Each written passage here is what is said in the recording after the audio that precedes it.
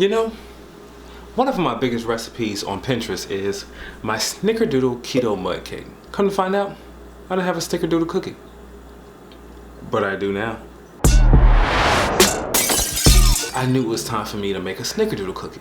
So what I have done is just that, and let's dive into it. Super simple recipe. Start out with 3/4 cup of almond flour, blanched to be exact, 1½ teaspoons of coconut flour, 1/4 cup of sweetener, 2 teaspoons of konjac powder. Now you can use beef gelatin powder in the place of the konjac if you would like. 1/4 teaspoon of salt, 3/4 teaspoon of cinnamon. I know you can't find a 3/4 teaspoon, but just use 1/2 and 1/4, because a whole is just too much cinnamon. Trust me, I've been doing this, okay? 1/2 teaspoon of baking powder. Now, when it comes to the wet ingredients, after you've mixed that up together, what you want to do is you want to start off with 1 egg. Then 4 tablespoons of melted butter. I prefer unsalted, considering you have 1/4 of salt in the recipe, but if you choose to use salt, just don't use salt in the recipe then. 1 teaspoon of vanilla extract and 1 teaspoon of liquid sweetener, whether it be monk fruit or stevia. Now, what I want you to do is I want you to add your wet and your dry, and then I want you to mix it well and let it sit in the refrigerator for about 30 minutes.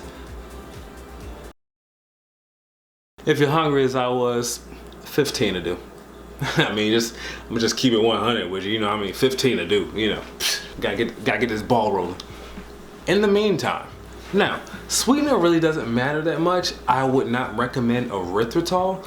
What I tend to go for is, right now, the high key monk fruit blend, but I also do a lot of allulose. Like I do straight allulose right now. I picked this one up from Harris Teeter, so it's right in the store these days. But you can do that, you can do Lecanto, both of those work fine. But for this application, allulose seems to work the best. You want 1 tablespoon of granulated sweetener, and I highly recommend granulated actually. Highly recommend granulated. And 1/2 teaspoon of cinnamon. You're gonna mix these together. So at this point, let's pull the dough out of the refrigerator. It should be nice and thick at this point. You know, it should have a little, you know what I'm saying, a little thickness to it. You know what I'm saying? Hey, I see you back there. We're gonna take a cookie scoop. We're gonna take 1 scoop and we're gonna put it into our sweetener and cinnamon mix. We're gonna roll that around, and then what we'll do is we'll place that on top of our parchment paper baking sheet with lined with parchment paper or lined with non-stick foil, or if you're a cowboy, just do the bake sheet, you know, just straight naked. And you want to mash it down. Now, you don't have to mash it down, but it won't bake down itself. It'll actually just stay that size, and it'll puff up from the rising of the baking powder. But I like to push it down because it gives me the sense that I have a larger cookie. Cause see, when it's short like that, I could just pop it in my mouth. But anyway, I'm branching off, we're talking about myself. So you wanna bake these at 350 degrees for about 10 to 12 minutes. Pull them out and let them cool. I mean, look at all that cinnamon goodness. Oh.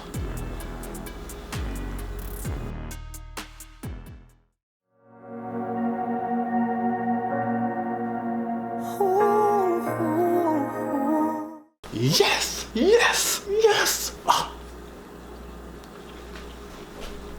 Delicious, incredible. I've done it again. Full recipe, measurements and everything at the link below at sugarlesscrystals.com. If you want to support me, go over there and just click on it and just scroll up and down the site or whatever. You know what?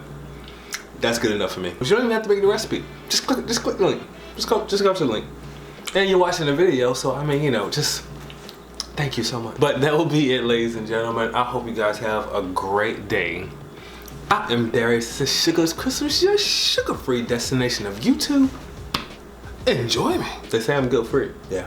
Me. Indulge.